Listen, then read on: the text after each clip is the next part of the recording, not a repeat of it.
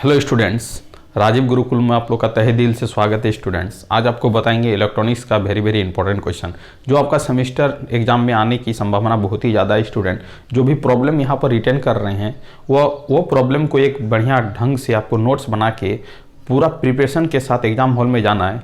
यहाँ गारंटी बताते हैं स्टूडेंट, यहाँ से आपका प्रॉब्लम 100% श्योर है कि आपका आने की संभावना बहुत ही ज़्यादा है। तो चलो, आपका इलेक्ट्रॉनिक्स में आपका डिजिटल इलेक्ट्रॉनिक्स का वेरी इंपॉर्टेंट क्वेश्चन पर सेमेस्टर एग्जाम पर्पस से आपको बता रहे हैं कि आपका पहला क्वेश्चन क्या पूछेगा।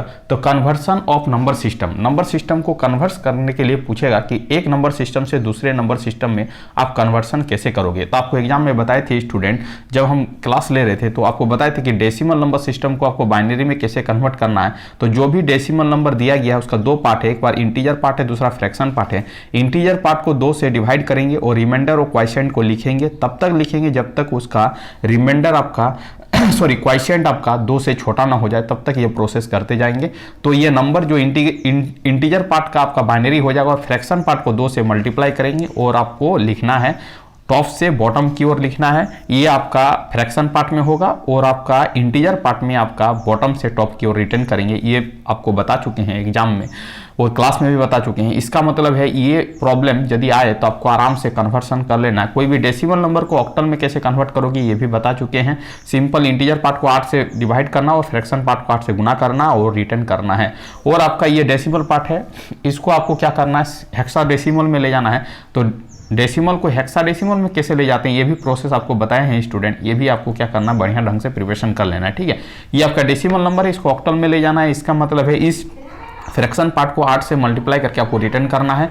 सी नंबर में स्टूडेंट ये आपका बाइनरी नंबर है, बाइनरी नंबर को आपको डेसिमल नंबर में कन्वर्सन करने का प्रोसेस आपको बताए हैं, ऑक्टल में भी बताए हैं और हेक्साडेसिमल में बताए हैं। तो ये सब प्रॉब्लम को क्या करना है, बढ़िया ढंग से आपको प्रिपरेशन करके ही एग्जाम हॉल में जाना है। तो कन्वर्सन ऑफ नंबर सिस्टम, एक नंबर सिस्टम को दूसरे नंबर सिस्टम में कैसे कन्वर्सन करेंगे, ये आपके लिए एग्जाम पॉइंट ऑफ व्यू से बेहद इंपॉर्टेंट है। तो इसको क्या करना, 100% श्योर है कि इसको एकदम सॉल्व करके ही जाना है। ठीक है, इसी तरह का प्रॉब्लम आपको एग्जाम हॉल में देखने को मिलेगा स्टूडेंट। चलो, प्रॉब्लम नंबर 2 में आपका student right short note on Boolean algebra and also right it's law. आपको बताए थे स्टूडेंट कि कुछ बुलियन एल्जेब्रा का कुछ लॉ है, जैसे a plus A complement is equal to 1 होता है, a into A complement is equal to 0 होता है, 1 plus A is equal to 1 होता है, उसके बाद a plus A complement into B is equal to A plus B होता है। ये सब चीज़ों को आपको क्या करना है, प्रॉपर ढंग से यूज करना है, प्रॉपर ढंग से याद भी रखना है कि बुलियन एल्जेब्रा का क्या क्या आपका लॉ है, क्या क्या आपका बुलियन एल्जेब्रा का क्या क्या पॉइंट है। Right the short note of the it's law, Boolean law का आपका कुछ लॉ है, जैसे आपका कम्यूटेटिव लॉ होता है, एसोसिएटिव लॉ होता है, डिस्ट्रीब्यूटिव लॉ होता है। सभी चीज़ को हम अपने वीडियो में बता चुके हैं। तो वो सब लॉ को क्या करना, रिटर्न करना है। कम्यूटेटिव लॉ का मतलब होता है A plus B is equal to क्या होता है, बी प्लस ए। और आपसे पूछेगा स्टूडेंट डिस्ट्रीब्यूटिव लॉ का मतलब क्या होता है। तो डिस्ट्रीब्यूटिव लॉ का मतलब होता है A bracket B plus C is equal to A into B plus A into C होता है। ये चीज़ आपको याद रखना है। उसके बाद एसोसिएटिव लॉ बोलता है student A plus B bracket plus C is equal to A plus bracket B plus C. यदि इक्वल होगा तो इसको क्या बोलेंगे, एसोसिएटिव लॉ बोलेंगे। 3 लॉ आपका बता चुके हैं, कम्यूटेटिव, एसोसिएटिव और डिस्ट्रीब्यूटिव। तीनों को बढ़िया ढंग से प्रिपरेशन करके जाना है। एग्जाम पॉइंट ऑफ व्यू से क्या है, बेहद इंपॉर्टेंट है। तो ये भी प्रॉब्लम आपके लिए क्या है, बेहद इंपॉर्टेंट है। ठीक है, state explain the De Morgan theorem. Student De Morgan theorem का 2 स्टेटमेंट होता है, वो आपको बता चुके थे क्लासेस में। a प्लस बी का whole complement is equal to A complement into B complement होता है। और एक स्टूडेंट दूसरा लॉ होता है a इंटू बी का whole complement is equal to A complement plus क्या होता है, बी कंप्लीमेंट होता है। ये दोनों स्टेटमेंट को आपको याद रखना है। यही आपके एग्जाम पॉइंट ऑफ व्यू से क्या है, बेहद इंपॉर्टेंट है। Simplify following the K map. चलो स्टूडेंट, ये तो आपको बताया नहीं है क्योंकि आपका बहुत जल्दी मतलब सेमेस्टर एंड हो गया, जिसके कारण के-मैप बताया नहीं है। बट के-मैप का हम लोग यहाँ पर वीडियो सॉल्यूशन करके आपको बताएंगे कि के-मैप का प्रॉब्लम को कैसे सॉल्विंग करते हैं। के-मैप बेसिकली हम लोग किसी भी बुलियन फंक्शन को हम लोग सिंप्लीफिकेशन करने के लिए कार्नोव मैप का हेल्प लेके उस बुलियन एक्सप्रेशन को क्या करते हैं, सिंप्लीफिकेशन करते हैं। इसका 2 फॉर्म होता है स्टूडेंट, एसओपी होता है, पीओएस होता है। एसओपी का मतलब होता है सम ऑफ द प्रोडक्ट और पीओएस का मतलब होता है प्रोडक्ट ऑफ सम। इसका आपका सेल डिजाइन करते हैं। यदि आपका 3 वेरिएबल होगा तो 8 सेल होगा, यदि 4 वेरिएबल होगा तो 16 सेल होगा। इस तरह करके सेल डिजाइन करके हम लोग क्या करते हैं, इसका फोल्डिंग टेक्निक का यूज करके हम लोग क्या करते हैं, ग्रुपिंग करते हैं, ग्रुपिंग करके इसको मिनिमाइज करते हैं। तो चलो, ये भी प्रॉब्लम आपके एग्जाम पॉइंट ऑफ व्यू से बेहद इंपॉर्टेंट है। ये तीनों प्रॉब्लम का सॉल्यूशन हम अपने वीडियो में बता चुके हैं। आप यदि सर्च मारोगे के-मैप करके तो आपको मिल जाएगा इस तरह का प्रॉब्लम को आपको कैसे सॉल्विंग करना है। चलो, ये भी आपके एग्जाम पॉइंट ऑफ व्यू से क्या है, बेहद इंपॉर्टेंट है। 5 नंबर बहुत ही इंपॉर्टेंट है, आने की संभावना बहुत ही ज़्यादा है। What is the logic gate, explain basic gate, universal gate and special gates with truth table. Logic gate basically उस तरह के डिवाइस को बोलते हैं स्टूडेंट जिसमें हम लोग लॉजिकली कुछ इनपुट देते हैं, वो इनपुट आपका 0 और 1 के फॉर्म में होता है, उसी के कॉरस्पॉन्डिंग आपको लॉजिकली आउटपुट मिलता है 0 और 1 के फॉर्म में, उसी को हम लोग क्या बोलेंगे, लॉजिक गेट बोलेंगे। ठीक है, लॉजिक गेट को 3 कैटेगरी में डिवाइड किया गया है स्टूडेंट। एक होता है बेसिक गेट, एक होता है यूनिवर्सल गेट, एक होता है special types of gate. Basic gate को 3 कैटेगरी में डिवाइड किया गया है, वो आपका or gate, and gate, not gate होता है, याद रखोगे। यूनिवर्सल गेट को 2 कैटेगरी में डिवाइड किया गया है, एक होता है नैंड गेट और एक होता है NOR gate. Special types of gate को 2 तरह से डिवाइड किया गया, एक्सक्लूसिव और एक्सक्लूसिव नॉर। इसका ट्रूथ टेबल और सिंबल ये एकदम बेहद इंपॉर्टेंट है। जब भी आप रिटर्न करो तो ट्रूथ टेबल और इसका सिंबल को बढ़िया ढंग से पेंसिल से बना के ही रिटर्न करोगे, क्योंकि आपको तभी जाके फुल नंबर मिलेगा।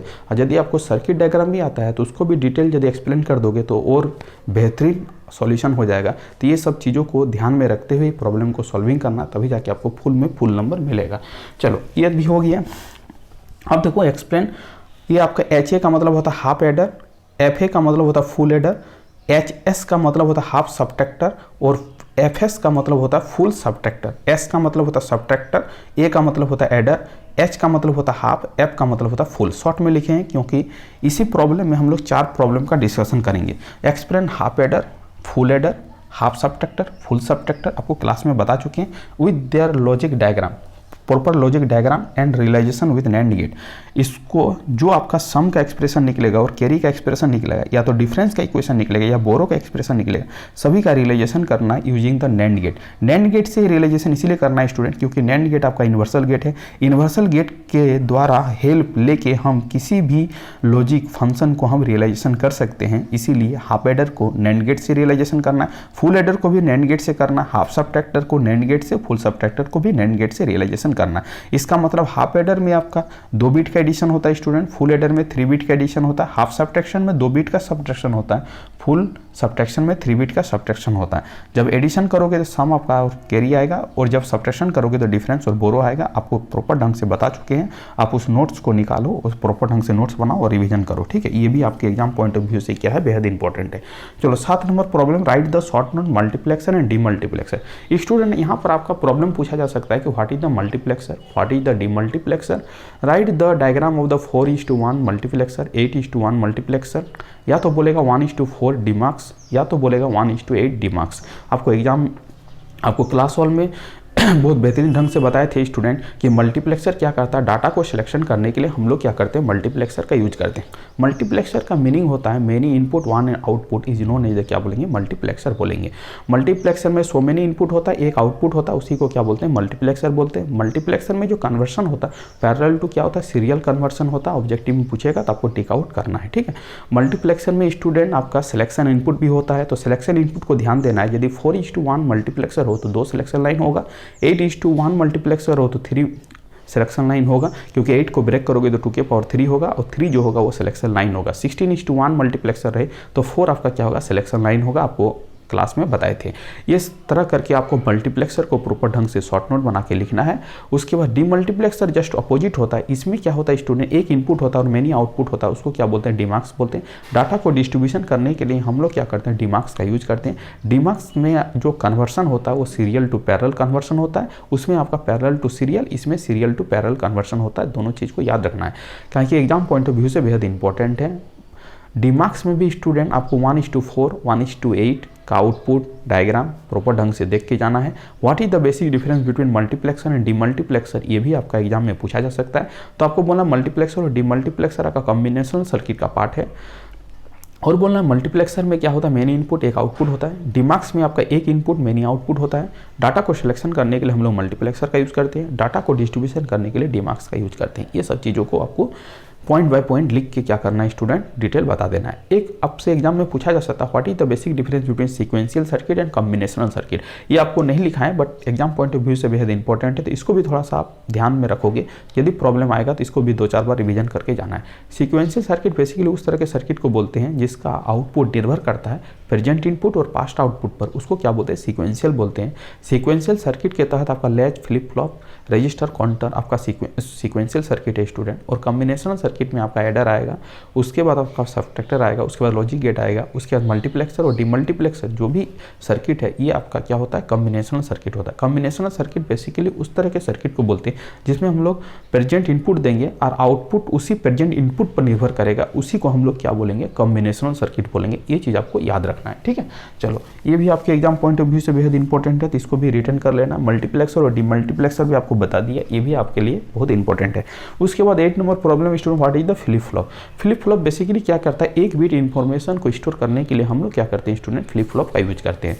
बेसिक डिफरेंस लैच और फ्लिप फ्लॉप में आपको जानना है। लैच में क्लॉक पल्स का यूज नहीं करते हैं, बट फ्लिप फ्लॉप में हम लोग क्लॉक पल्स का यूज करते हैं, ठीक है।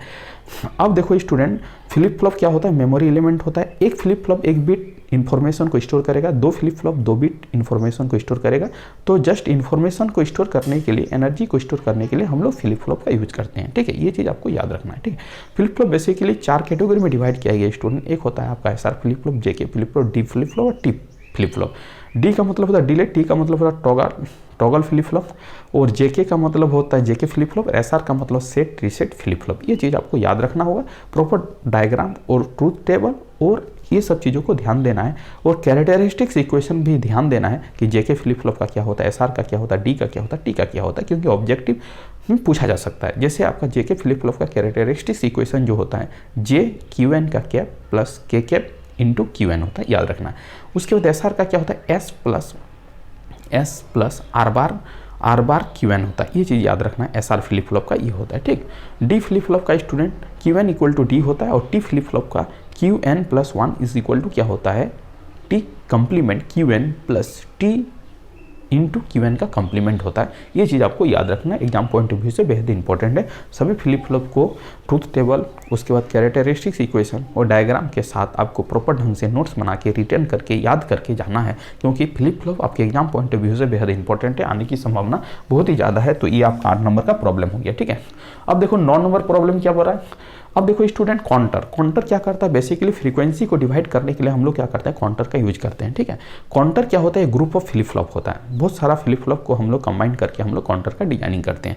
एक होता है स्टूडेंट सिंक्रोनस काउंटर, दूसरा होता है एसिंक्रोनस काउंटर। सबसे पहले समझना है, सिंक्रोनस काउंटर बेसिकली उस तरह के काउंटर को बोलेंगे जो आपका group of the flip flop connected रहता है, उसमें एक ही क्लॉक पल्स से सभी फ्लिप फ्लॉप को क्या करते हैं, कनेक्टेड करते हैं। उसको क्या बोलते हैं, सिंक्रोनस काउंटर बोलते हैं। इसका मतलब है एक ही क्लॉक पल्स से सभी आपका फ्लिप फ्लॉप क्या रहता है, कनेक्टेड रहता है। इसमें क्या होता है, प्रोसेस फास्ट होता है, क्योंकि एक ही क्लॉक पल्स से सभी को ऑपरेट करवाते हैं। इसका मतलब है सिंक्रोनस काउंटर क्या होता है, फास्ट काउंटर होता है। किसके तुलना में, एसिंक्रोनस के तुलना में।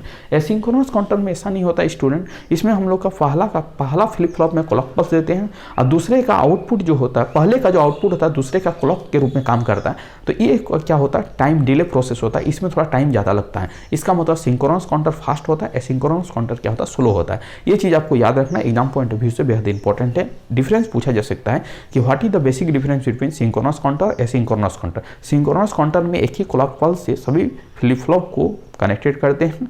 एसिंक्रोनस काउंटर में हम लोग एक ही क्लॉक पल्स से सभी फ्लिप फ्लॉप को कनेक्टेड नहीं करते हैं। ये चीज़ आपको याद रखना है, एग्जाम पॉइंट ऑफ व्यू से बेहद important. Synchronous counter faster counter होता है और एसिंक्रोनस काउंटर क्या होता है, स्लो काउंटर होता है, याद रखना, ठीक है। ये आपके एग्जाम पॉइंट ऑफ व्यू से क्या है, बेहद इंपॉर्टेंट है, आपसे एग्जाम में पूछा जा सकता है, तो आपको याद रखना होगा, ठीक है।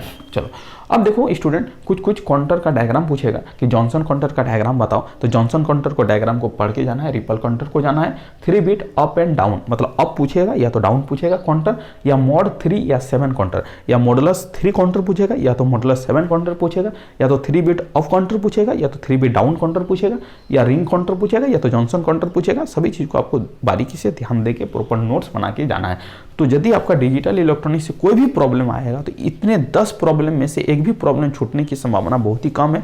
तो 10 प्रॉब्लम को बढ़िया ढंग से प्रिपरेशन करके एग्जाम हॉल में जाना है। यहाँ से प्रॉब्लम जो भी आएगा डिजिटल इलेक्ट्रॉनिक्स में 100% श्योर है कि डिजिटल इलेक्ट्रॉनिक्स का प्रॉब्लम इसी से फंसेगा, इसी कंटेंट से फंसेगा। तो थैंक यू स्टूडेंट्स, ये आपका डिजिटल इलेक्ट्रॉनिक्स का आपका इंपॉर्टेंट क्वेश्चन था। आपको नेक्स्ट क्लास में माइक्रो प्रोसेसर का इंपॉर्टेंट क्वेश्चन बता देंगे, और उसके बाद नेक्स्ट क्लास में एनालॉग इलेक्ट्रॉनिक्स का क्वेश्चन बता देंगे। क्योंकि आपका जो इलेक्ट्रॉनिक्स इंजीनियरिंग पेपर को 3 कैटेगरी में डिवाइड किया गया। एक होता है डिजिटल इलेक्ट्रॉनिक्स, एक होता है माइक्रो प्रोसेसर, एक होता है एनालॉग इलेक्ट्रॉनिक्स। एनालॉग इलेक्ट्रॉनिक्स में आपका फीडबैक है, ऑपरेशनल एम्पलीफायर है, उसके बाद सेमीकंडक्टर है, ये सब जो है डिफरेंट टाइप्स ऑफ डायोड है, उसके बारे में हम लोग क्या करेंगे, प्रीवियस प्रीवियस डे में हम लोग क्या करेंगे, उसका वीडियो बनाएंगे, उसका इंपॉर्टेंट क्वेश्चन देंगे। तो आज आपका डिजिटल इलेक्ट्रॉनिक्स का जो भी इंपॉर्टेंट क्वेश्चन था सभी चीज़ को आपको बता दिए। प्रॉपर ढंग से क्या करना, आपको इसका सॉल्यूशन करना है। यदि इसका सॉल्यूशन चाहते हो तो नेक्स्ट क्लासेस में इसका सॉल्यूशन भी करवा देंगे, या तो मेरे प्लेलिस्ट में सभी का सॉल्यूशन बेहतरीन ढंग से अवेलेबल है। आप थोड़ा सर्च मारो टॉपिक बोल के तो आपको पूरा कंटेंट मिल जाएगा। थैंक यू स्टूडेंट, वीडियो की एंड करते हैं। यदि आप चैनल में नए आए तो चैनल को क्या कर लीजिए, सब्सक्राइब कर लीजिए और ज़्यादा से ज़्यादा ग्रुप में शेयर करिए, जिससे आपका दोस्त और सभी को क्या हो सके, बेनिफिट हो सके। Thank you student, Vande Mataram.